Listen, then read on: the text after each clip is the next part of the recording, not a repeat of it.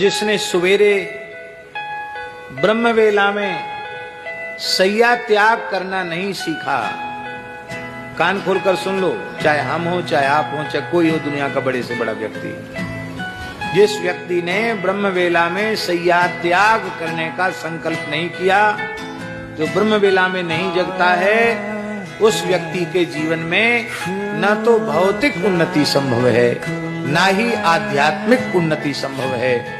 दैवी संपदा के गुण उसमें आ ही नहीं पाएंगे। दैवी संपद विमोक्षाय निबंधाया सूरीमता। दैवी संपत्ति मोक्ष के लिए है, आसुरी संपत्ति बंधन के लिए है।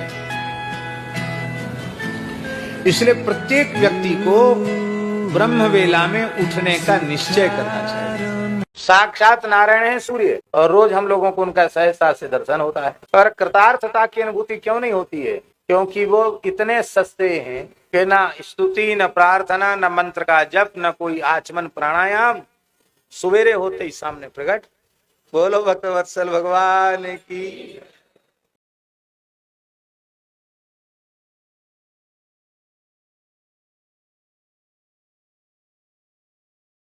यदि परम गति चाहते हो तो 18,000 भागवत के श्लोक हैं, उसमें एक श्लोक पढ़ लो। बोले एक नहीं पढ़ पाएंगे तो आधा पढ़ लो। बोले आधा भी हम कंठस्थ नहीं कर पाएंगे तो कहते चौथाई कर लो। श्लोकार्धम श्लोक पादम बा, चौथाई कर लो। उस चौथाई श्लोक का भी रोज पाठ करो प्रेम से, तो आपकी परम गति पक्की, आपका कल्याण हो ही जाएगा, इसमें संदेह नहीं है। आप लोग कहेंगे कौन सा श्लोक? एक श्लोक हम आपको बताते हैं। आप लोगों को तो सुनते ही कंठस्थ हो जाना चाहिए। भैया बहुत ध्यान से सुनो, माताएं भी और पुरुष भी, सब लोग। कृष्णाय वासुदेवाय, कृष्णाय वासुदेवाय, देवकी नंदनाय च, देवकी नंदनाय च, नंद गोप कुमाराय, नंद गोप कुमाराय, गोविंदाय नमो नमः, गोविंदाय नमो नमः। के माता पिता गुरु संत अपने से बड़े, इनकी डांट फटकार से जिस व्यक्ति को अपमान का अनुभव होने लगे, उस व्यक्ति का सुधार भगवान भी नहीं कर सकते। जब अपने से बड़े किसी बात पर हमको डांटें तो सौभाग्य का अनुभव करना चाहिए कि आज बड़े लोग हमारे माथे पर हैं, तब तो हमारी भूल को सुधार रहे हैं। यदि ये ना होते तो हमको इतनी अच्छी बात कौन बताता। मन में प्रसन्न होना चाहिए और उनसे प्रायश्चित पूछना चाहिए कि ये गलती हमसे जो बनी है इसका प्रायश्चित बताइए।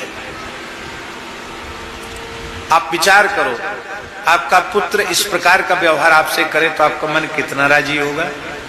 पुराणों में स्पष्ट लिखा है, दुशीलम मातृदोषेण, महाराज जी व्यास जी का वचन है, दुशीलम मातृदोषेण पितृदोषेण मूर्खता। व्यक्ति पुत्र हो या पुत्री, उसमें दुश्चरित्रता माता के दोष से आती है। अब पिता के दोष से संतान मूर्ख होती, पितृदोषेण मूर्खता। और दारिद्र्यम आत्मदोषेण, दरिद्रता अपने दोष के कारण होती। भगवान व्यास कहे, जो ब्राह्मण क्षत्रिय वैश्य जिसकी 7 पीढ़ियां बिना जनेऊ के बीत जाती हैं, बिना संध्या गायत्री के बीत जाती हैं, वो द्विजाति कुल चांडाल कुल हो जाता है। उसके सारे संस्कार समाप्त हो जाते हैं। वो नाम मात्र का ब्राह्मण रहता है, नाम मात्र का क्षत्रिय अथवा वैश्य रहता है, उसके सारे संस्कार खत्म हो जाते हैं। फिर देवताओं के अर्चन पूजन का अधिकारी नहीं रह जाता, उसके हाथ से पितर जो है श्राद्धादि ग्रहण नहीं करते हैं।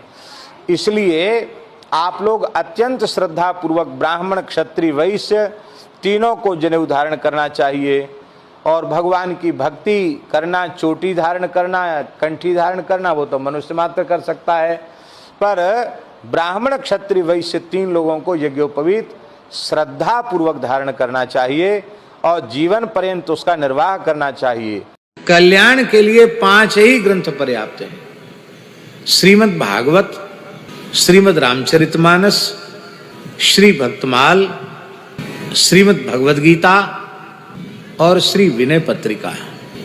दास ने विचार किया है, ये 5 ग्रंथ ऐसे हैं कि किसी भी संस्कार वाला जीव हो, कोई भी साधना का संस्कार उसको हो, उसको अपना मार्ग इन ग्रंथों के आश्रय से मिल जाएगा। संपूर्ण पापों का सबसे श्रेष्ठ और सरल प्रायश्चित क्या है? गरुड़ जी भगवान शिव को उपदेश कर रहे हैं।